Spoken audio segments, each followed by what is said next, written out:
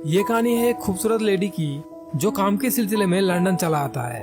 अब वहाँ पर मौजूद कुछ लोग इंक्लूडिंग लड़कियाँ उसके खूबसूरती पर लट्टू हो जाता है और अब उसके लेने के चक्कर में वो लोग किस हद तक जाते हैं ये हम इस वीडियो में देखेंगे। हेलो दोस्तों, आज मैं एक्सप्लेन करने वाला हूँ एक रोमांटिक ड्रामा मूवी चिकी को।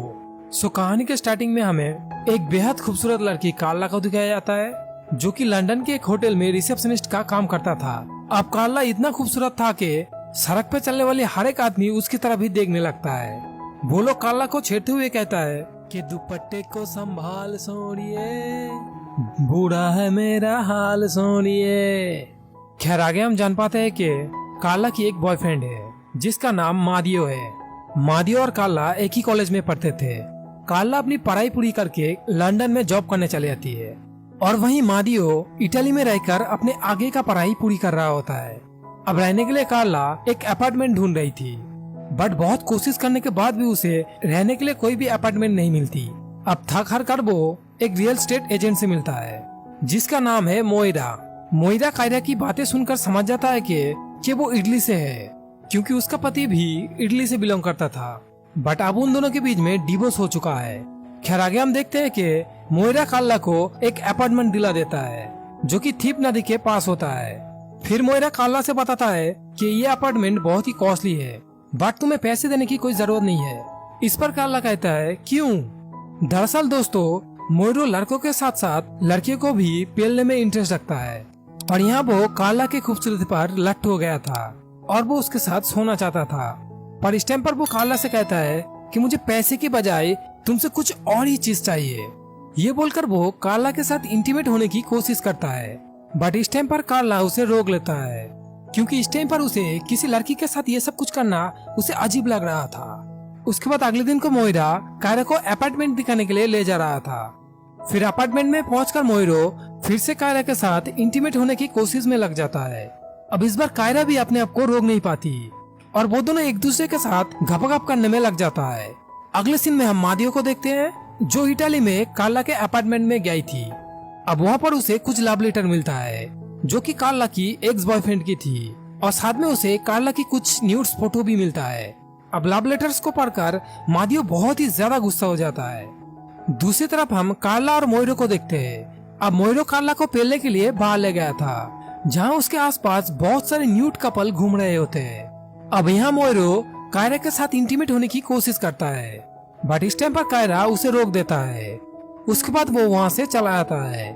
फिर घर जाकर वो मादियो को कॉल करता है और उसे जल्दी से लंदन आने के लिए बोलता है।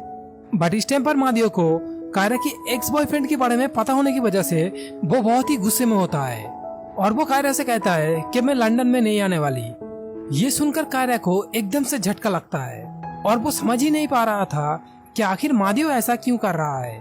खैर आगे वो फोन रखने से पहले मादियो को अपना लंदन का एड्रेस दे देता है ताकि जब भी उसका गुस्सा ठंडा हो तब वो उसके पास चला जाए।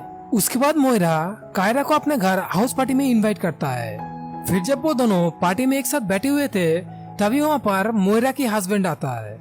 दरअसल दोस्तों, मोइरा ने ये दिखाने के लिए अपने हस्बैंड को बुलाया था कि उसके बिना भी उसकी जिंदगी खुशी खुशी बीत रहा है।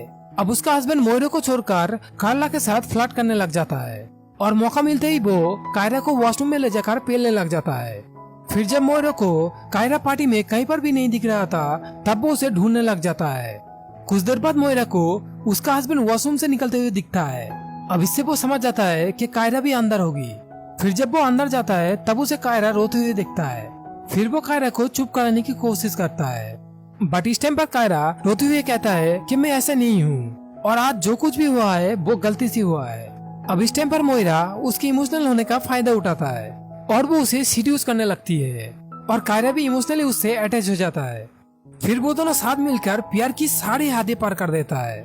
दूसरी तरफ मादियो को कायरा से झगड़ा करने की वजह से उसे गिल्टी फील हो रहा था, इसलिए वो उससे मिलने के लिए लंदन उसके अपार्टमेंट में चला जाता है। फिर जब कार्ला गेट खोलता है तब वो मादियो को देखकर शॉक होता है। मादियो देखता है कि मोइरा बेड पर नंगा होकर लेटा हुआ है।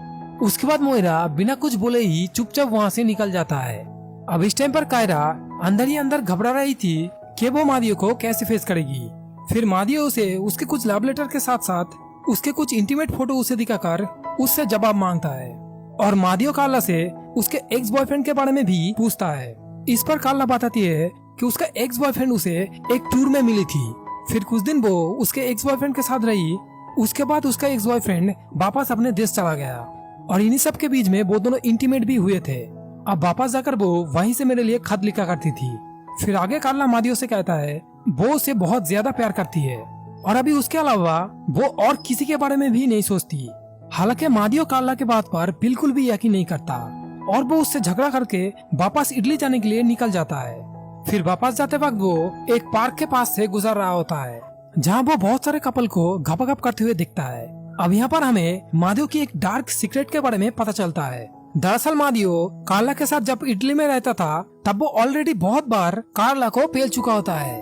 अब एक रोज जब वो कैरल को पेल कर वापस अपने घर जा रहा होता है तब उसे एक कैरल का पड़ोसी दिखता है जो कि आधा न्यूड होकर कपड़े प्रेस कर रही थी। अब मादियो उसे इस हाल पे देखकर अपने आप पे कंट्रोल नहीं कर पाती है और वो जाकर उसके संतरे दबाने लगता है। इस टाइम पर वो लड़की भी उसे नहीं रुकती है और वो कहती है कि मेरा पति घर में नहीं है। अब इस मौके को बिना गवाते हुए मादियो तुरंत ही उसे टेबल पर लेटाकर उसे पेलने लग जाता है। फिर कुछ टाइम पिलम पिलाई करने के बाद मादियो देखता है कि उस लड़की का हस्बैंड घर पर ही है और वो छुपकर उन दोनों को देख रहा है। अब उन दोनों को घपघप करते हुए देखकर उसे भी मजा आ रहा था। अब हम प्रेजेंट मोमेंट में मादियो को देखते हैं और ठीक ऐसा ही हादसा वो उस पार्क में भी देखता है जहाँ एक आदमी छुपकर अपनी वाइफ को किसी और के साथ रोमांस करते हुए देख रहा था। अब ये सब कुछ देखकर मादियो का छोटा चेतन आंदोलन पे उतर आता है और वो सारे लफड़े झगड़े को भुला देता है क्योंकि उसका छोटा चेतन किसी न किसी के मौत के कुएं में खुदाई करना चाहता था। और तभी कैरल भी भागते हुए वहाँ आता है और अब जैसे भूखे को खाना ही मिल गया था।